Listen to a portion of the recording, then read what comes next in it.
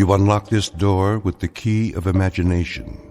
Beyond it is another dimension, a dimension of sound, a dimension of sight, a dimension of mind.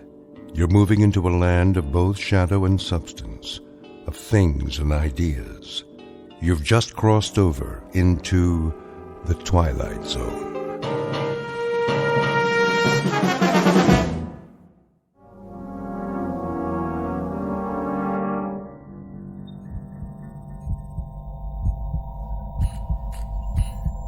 In the beginning was the Word, and darkness, and light. I have trouble remembering light. Some of it shines through my eyelids, so I know it's there, but all I really see is darkness now. There are pinpoints of light like holes in the fabric of space. I know they're out there, even if I can't quite see them. When will I? Time no longer has meaning, as if it has stopped for me, closing in, contracting, and I can't move, not a muscle. But in this moment, the mind continues, and I wait. Stansfield, Douglas. Scanning vital signs. Life functions, check. Metabolism, stable. Temperature, constant. No adjustments necessary. Only the mind. The mind is memory. And I remember things. They remain through it all. There is more than just darkness, the void. The mind does work. I wonder if they know that. The images are constant, ever present. Patterns to savor again and again. It's not just the long sleep that comes when the fear has left. It's a time to recollect, sift, and analyze. Try to understand all that's happened in this infinite moment.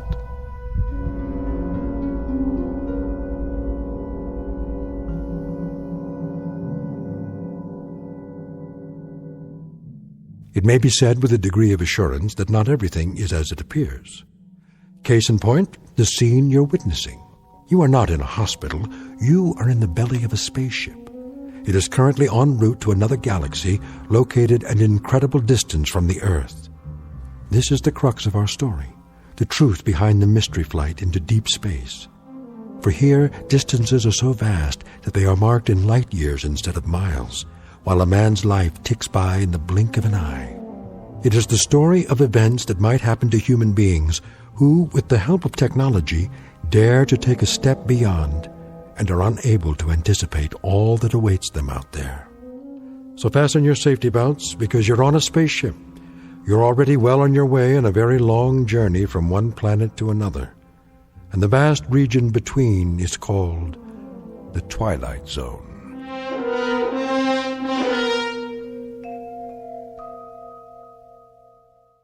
And now, The Twilight Zone and our story, The Long Morrow, starring Kathy Garver with Stacy Keach as your narrator.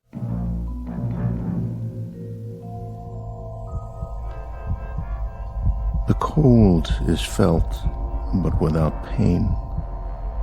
The loss of feeling is noted and accepted as choice slips away. Now mind is all. Time is distorted, jumbled, telescoped, accordioned. But even so, there's a strong sense of time. And I remember. I remember how it began. I remember the way it was in the beginning.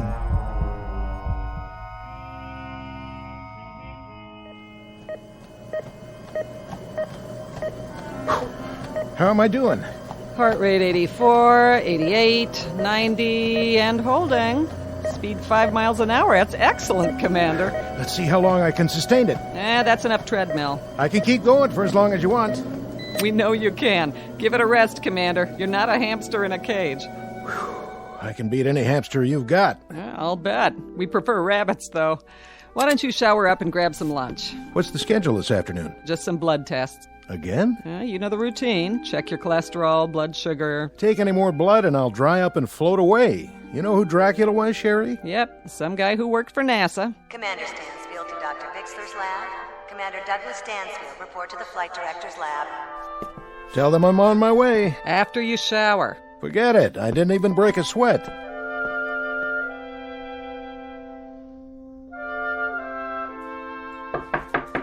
Come in. Dr. Bixler? Hello, Commander. Glad to meet you, if somewhat belatedly. Please make yourself comfortable. Oh, thanks. A figure of speech, in the sense that there's no need to stand on ceremony. I'm sorry there are no comfortable chairs here. Oh, that's all right. I'd just as soon stand. Even after this morning's workout. But, of course, your cardiovascular rating is superb. So, this is where the commandments come from. Commandments? Mission directives. I've heard much of you, the mysterious Dr. Bixler. And I of you. And that's the reason you're here. I was wondering. I guess this all seems faintly ridiculous to you, the hush-hush aspect. Well, all NASA's projects are secret during the planning stages, but I've been here 6 months now. In the past, I knew what I was training for. Is there a reason I've been kept in the dark so long? Perhaps so you wouldn't hand in your resignation. Not likely. I knew what I signed on for when I joined the agency. You knew some of it, what we've done up to now. I take it on faith. It's work I believe in, ever since I was a boy. You've been with us for 11 years. Is that a question, sir? More along the lines of an observation. Should you not have realized it, you've been the object of considerable observation over the past several months. I'm well aware of that, but if I may say so, I've never been the subject of so many tests. Not just physical, but psychological. There are reasons, Commander, rather good reasons. What is it you have in mind for me? Or is that still hush-hush? This one is not official yet, or it wasn't until we knew we had the right man for the job. It's not part of the budget we submitted to Congress, but I think we're about ready for a formal announcement. Of what? You've made 11 separate orbital flights. That's right. You orbited the moon, commanded a lunar landing, you're oldest of the astronauts, and you're also the most experienced and the most knowledgeable. I don't know about that. I do. Certainly if we count those who are still active. May I ask you a personal question? Why? You already know everything about me. Not quite. Why did you never marry? Well, that's easy. I never found someone who could put up with me. The months spent in training for a mission, the flight time, there's no woman in the world who could live with that. No, I suppose not. Though several of your fellow astronauts have families. They lucked out. I guess I just never met the right one.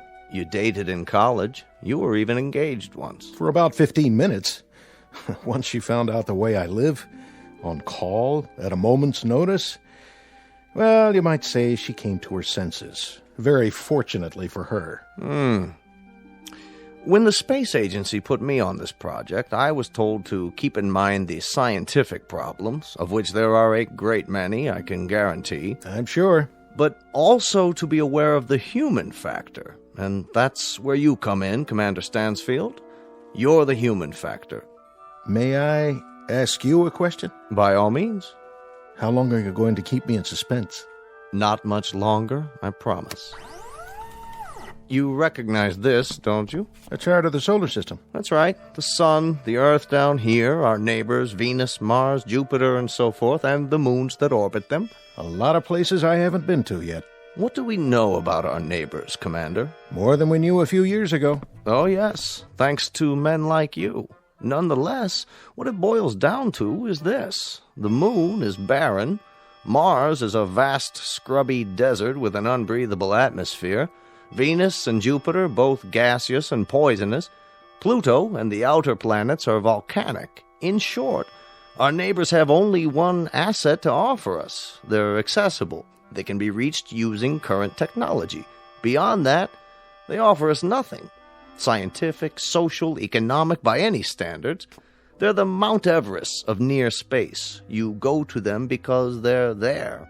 But the accomplishment is in the climb, and once climbed, There are no more challenges. So, where's the next Mount Everest, Doctor? That may be the wisest question you've ever asked, and the most pertinent. Why do you say that? Take a look at this chart. It's a star system in a galaxy well beyond our reach. To date, seen only through the lens of a telescope.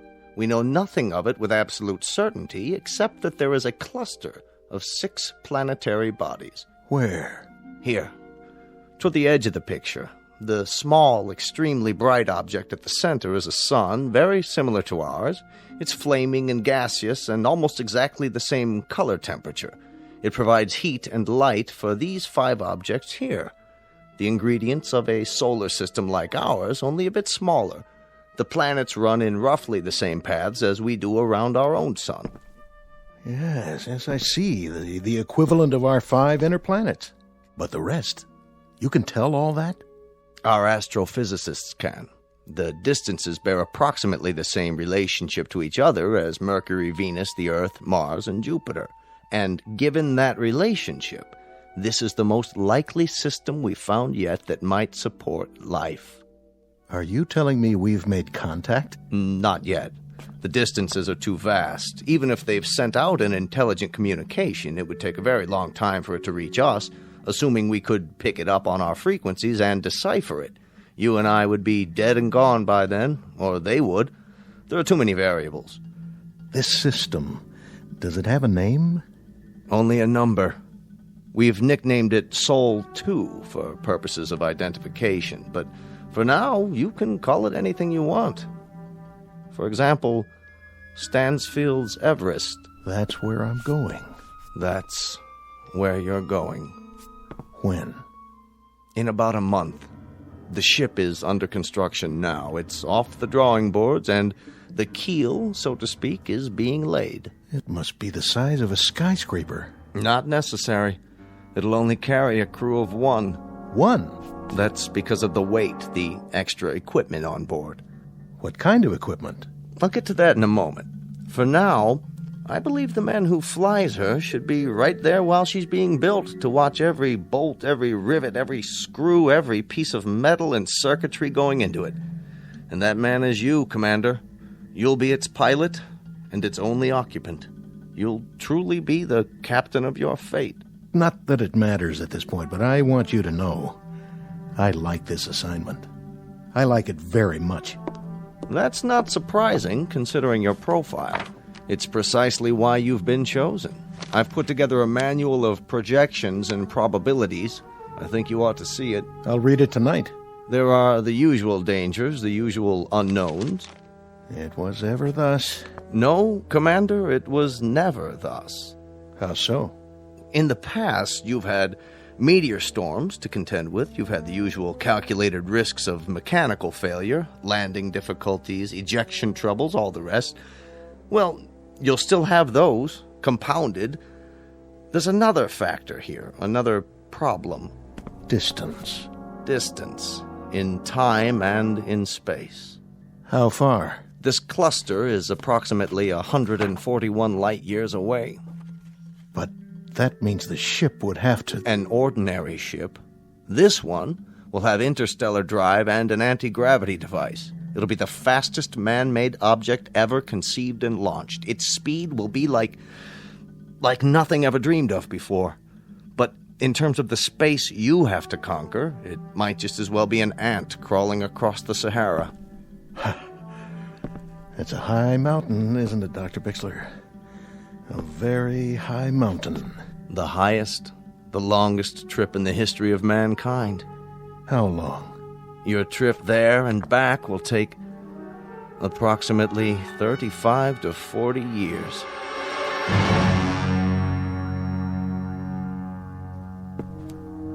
Well, at least it's a round trip. Consider it carefully, Commander. When you return from this trip, the Earth will have aged almost half a century. Oh, that's something to contemplate, isn't it? I'll be 60, 70 years old. I'll have lived the better part of my life out in space. Alone. You'll have lived the better part of your life, but you'll not have aged. We intend to try something different. Also a risk, also decidedly calculated. That's where the extra equipment comes in. Freezing.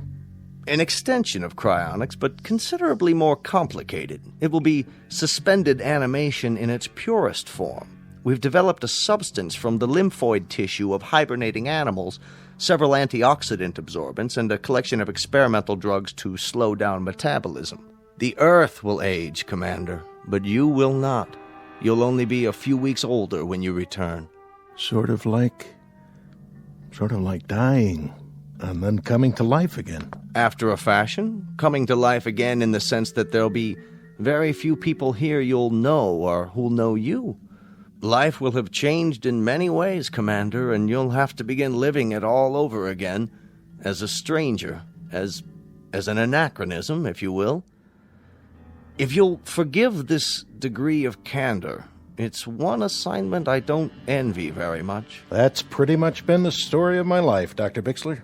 Assignments that not very many people would envy. When do I begin? You already have begun.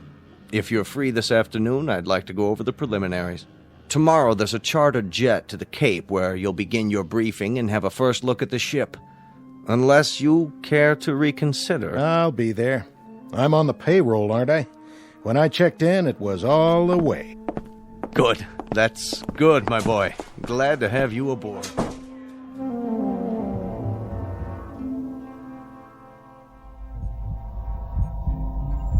And so it began.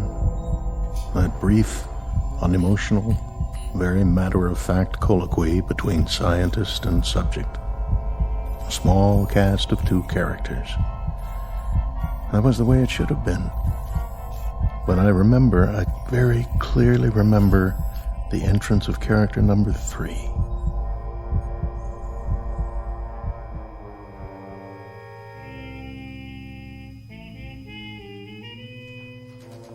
Will Communications Team B8. Communications Team B8, report to Central Control. B8 to Central Control. Oh, excuse me. Oh, my fault. You've dropped your papers. Here, let me help you. Commander Stansfield?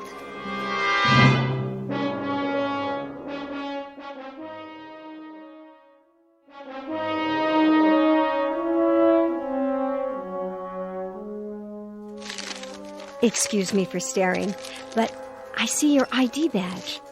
Why, you're the one. I don't know whether to thank you for that or report you for insubordination. Forgive me. We've been hearing Stansfield for close to a year.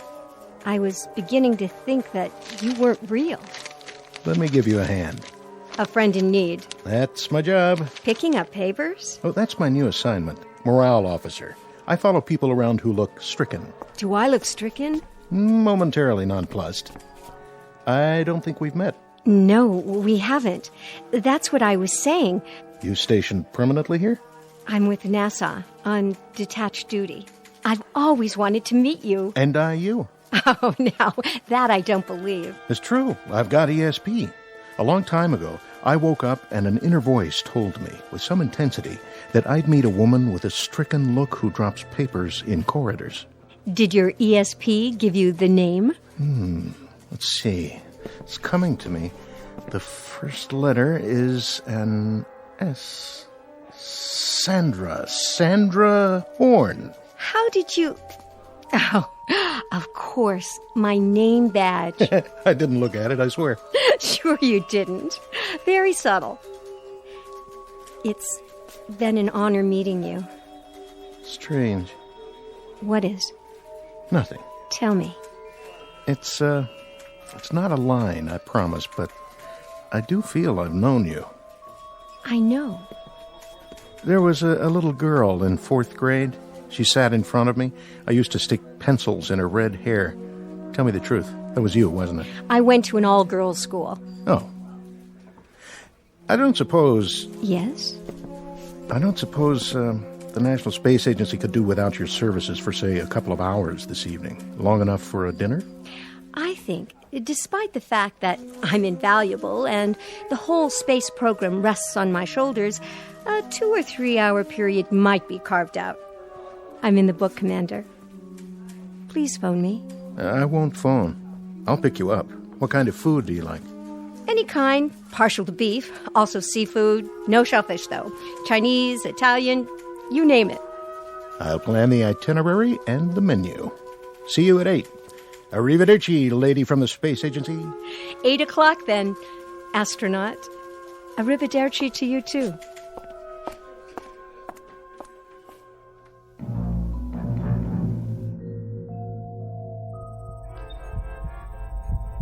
I stood there and watched her walk away. I thought we talked for an hour, not minutes. And I knew everything I needed to know about her, even then. The only time in my life it had ever happened to me. And now I return to these things, these simple things. Now in the darkness, and the cold, the solitude, the stillness without measure. I remember music, colors, and a voice.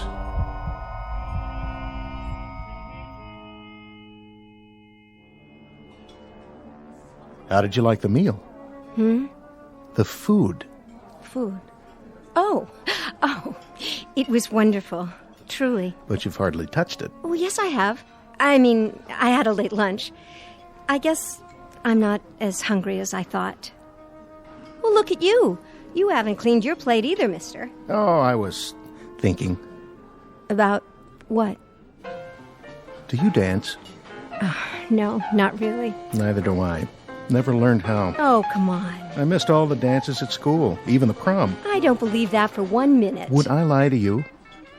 I really don't know. You can teach me. What? Just the basic two-step or whatever they call it. You're asking the wrong person. Am I? Besides, they wouldn't let us dance in here. They wouldn't notice. A couple of duffers like us. Quick, don't look. How many people at the next table? I haven't noticed. My point exactly. They don't care about us either. Stand up. Oh, I couldn't. You're looking at me. Sorry. Something wrong? It's just that a month from now, you'll be off in space. And by the time you come back down again... You want to talk about that now? Only for the following absurd reason. I've known you for exactly 3.5 hours. Is that all it's been? That's all. 3.5 hours. A long dinner and a short dance. And already... Already what, Sandy? Already, I feel a sense of loss.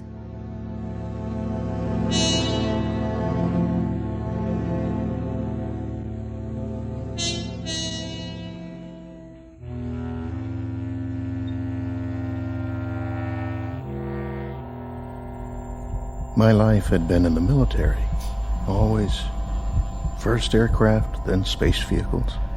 And it had been missions, projects, and expeditions. There was no time for another kind of life.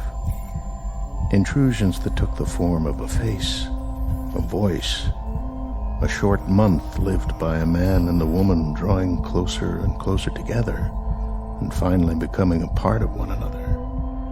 There's so little time for such a thing, for such a small thing. And then what time we had ran out, then slipped away.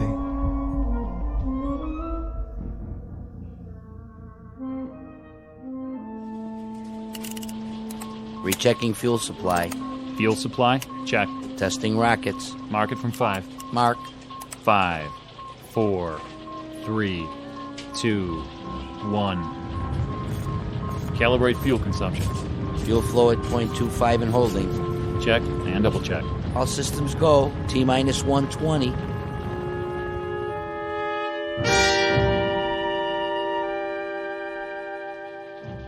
Setting countdown, Dr. Bixler. Only 2 more hours. Where is he? He'll be here. Man, oh man, I sure wish I was him. Do you? Well, why not? That kind of adventure? All the way to another galaxy? Quite a price to pay. Oh, sure, it costs a fortune, but think of it. One man in the whole of history going out into space with a key, you could say. A key to unlock all the mysteries. I'm beginning to think that not all mysteries are out there. One man, and for the right to have his adventure, our adventure, for the ritual of turning that key, he pays for it as no man has ever paid before, with all of his friends, his well-being, his sense of belonging, maybe even his sanity. Everything on earth that has meaning for him will now be just a memory. And you envy him? I guess he is to be envied. I envy him too. But what I don't envy is his homecoming.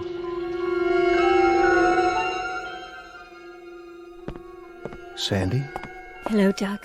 I thought we agreed. I know, but I had to see you. It only makes it harder. I wanted to give you something. A small, unofficial gesture from one of the lesser bureaucrats of our good, gray, respectable government. Sandy. Unofficial, and very much apart from protocol. But I couldn't let you leave, Doug. Not without saying goodbye. Not without telling you that I loved you very much. That I shall sorely miss you. That my life, whatever is left of it, will be a strangely meaningless, dull, and empty place without you to share it. No. Shh. And this last paragraph. I wouldn't say this to you if I didn't know you were the kind of man you are. If I thought it would even remotely affect you, or at least what you plan to do. I wouldn't say any of this. But I know you. I know that you're built out of a very strong alloy, and you may bend a little, but you'll never break. It's a very odd thing, Sandy. Very odd. But when I come back, when I touch this ground again, I know the first thought I'll have. I know the first thing it is I'll want to see. The first thing I'll want to touch. I'll be the little old lady in the lace shawl, the one waving the welcome home sign. So look for me, Doug, will you? Look for me on the fringe of the crowd. I'll be the one carrying the sign.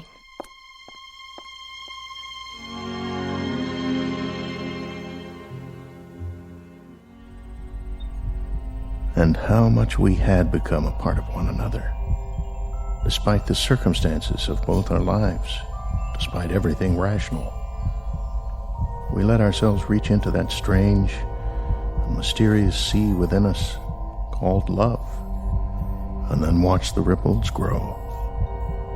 Sandy, where are you now? Sandy, across the void, my dearest, through the millions of miles of cold and empty space, through the vastness of a naked desert of sky and stars.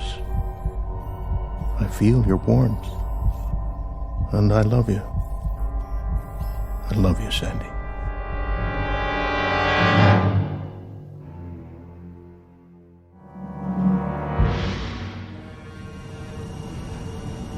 Final countdown. Mark it. All systems 1/2, 3/4. We have full ignition. Blast off.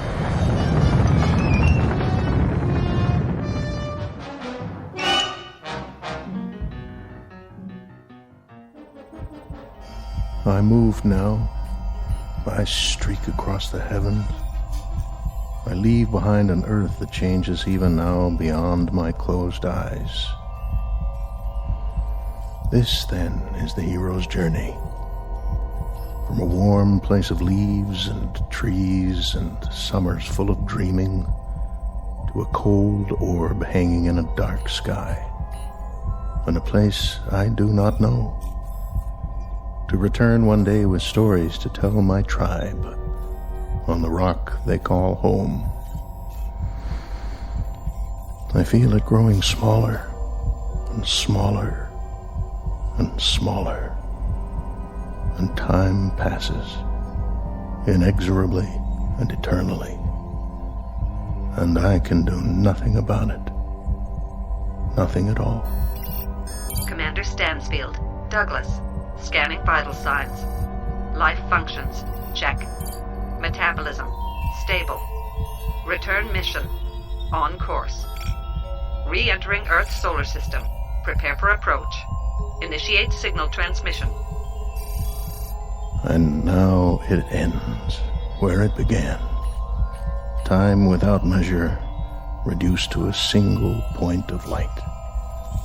I see it.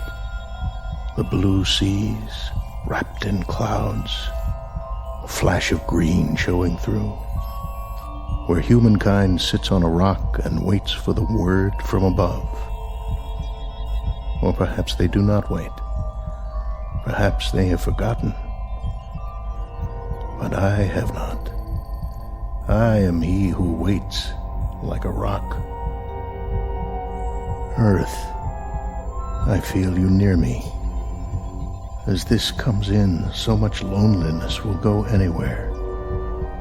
And something else, old and yet new, returns to fill the void. I feel you. I feel her. Mission control. Mission control. Come in.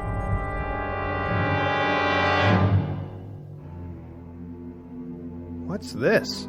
Where? On the Trivet. Looks like a craft on the approach. Yeah, I see it, but what kind of craft? Could be a missile. Activate the defense shields. Setting coordinates. Locked on. Lasers on standby. This is gonna be easy. Almost too easy. Whoever he is, he's a sitting duck. Wait a minute. Look at the shape of that thing. Some kind of retro design. Hey, bring it up on the holoscreen. I can almost make out the numbers. Run a pattern recognition. That'll nail down the model and country of origin. Scanning for recognition.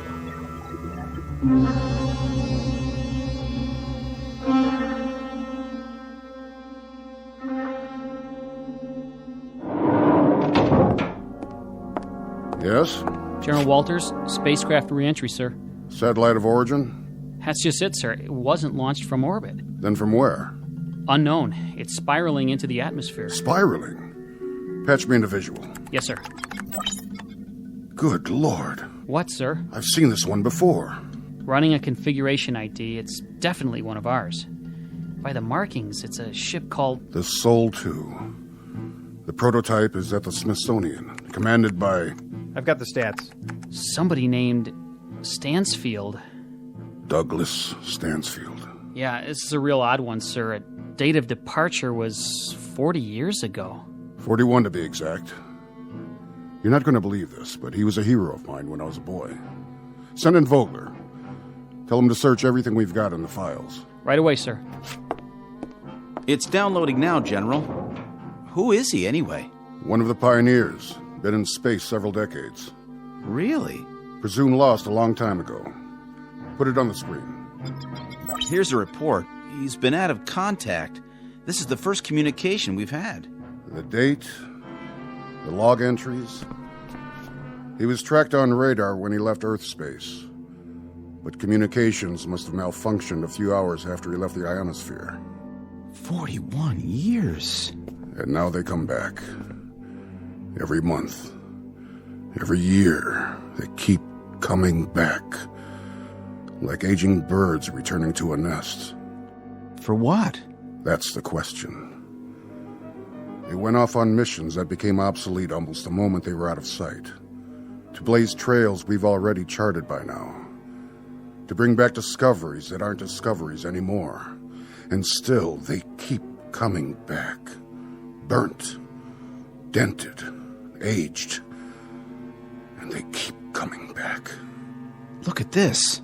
What? The footnote. This is a funny one. Let me see. There's an item inserted from a man named Bixler. Bixler? As I recall, he was one of the project people years and years ago. He probably handled the Stansfield mission. It says we're to contact a Miss Sandra Horn. Who's that? Sandra Horn. A friend of Commander Stansfield.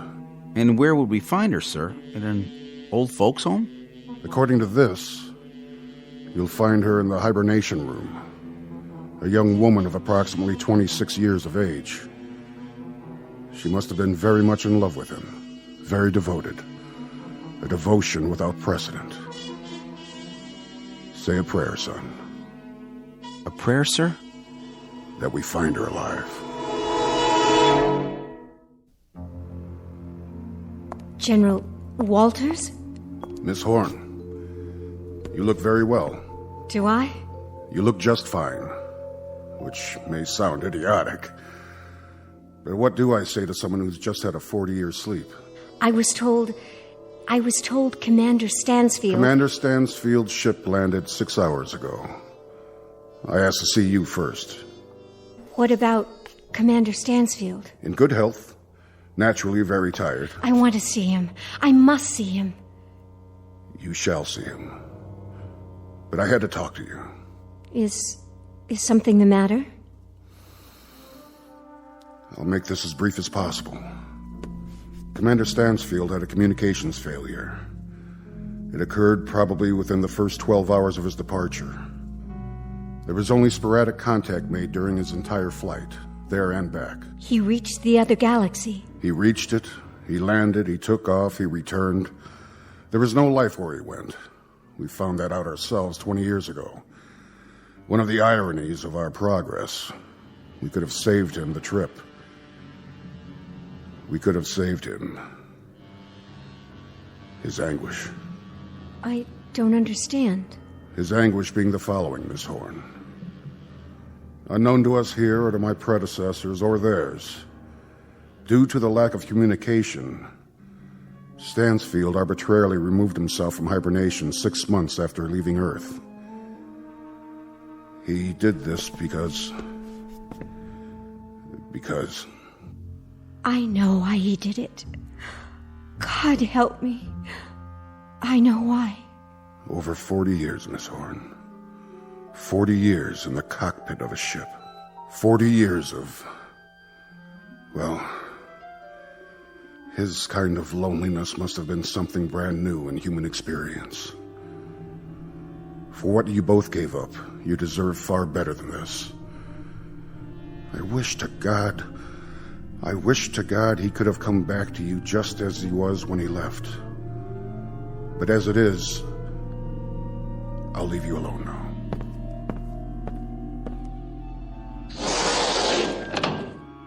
Doug? Dear Doug. You remember me, don't you? Remember you? I've spent 40 years remembering you, Sandy.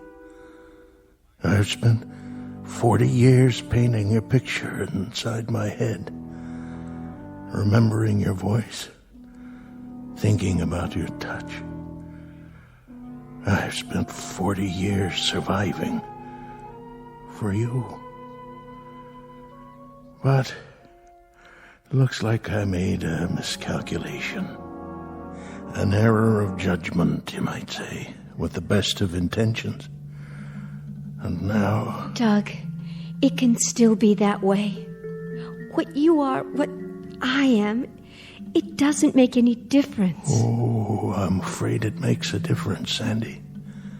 Look at you. 40 years of difference. And that's far too much.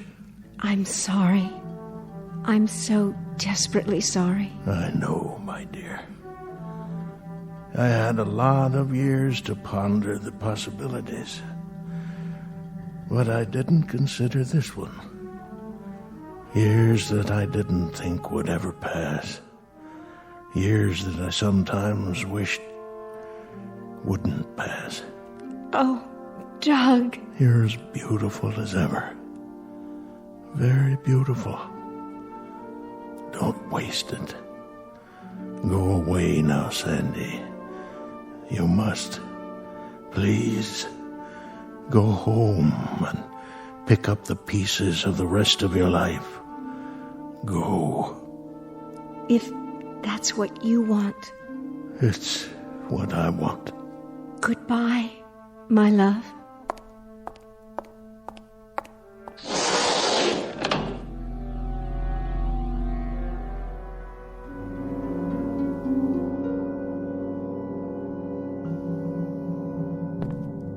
Stansfield, if I may say so, you're an incredible man.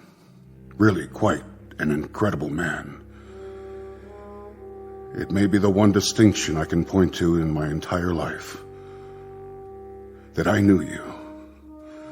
That I knew a man who placed such a premium on love.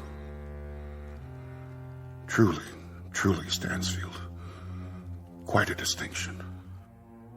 Goodbye, General.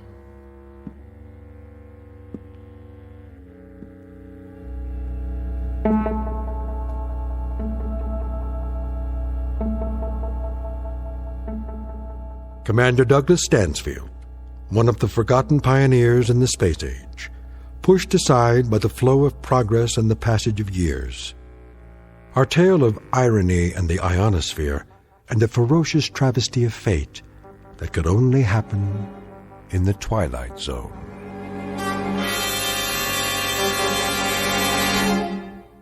More from the Twilight Zone after this.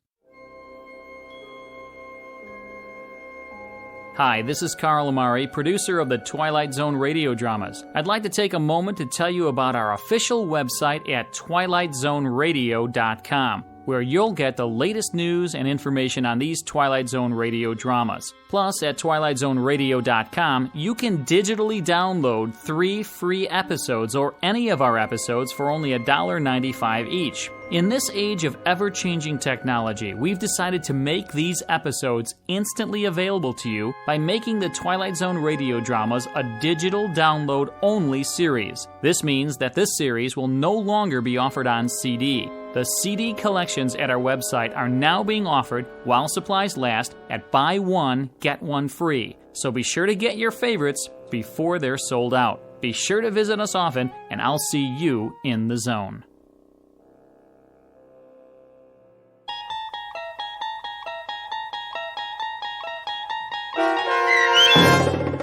The Long Morrow, starring Kathy Garver with Stacy Keach as your narrator, was adapted for radio by Dennis Etchison and based on a script by Rod Serling.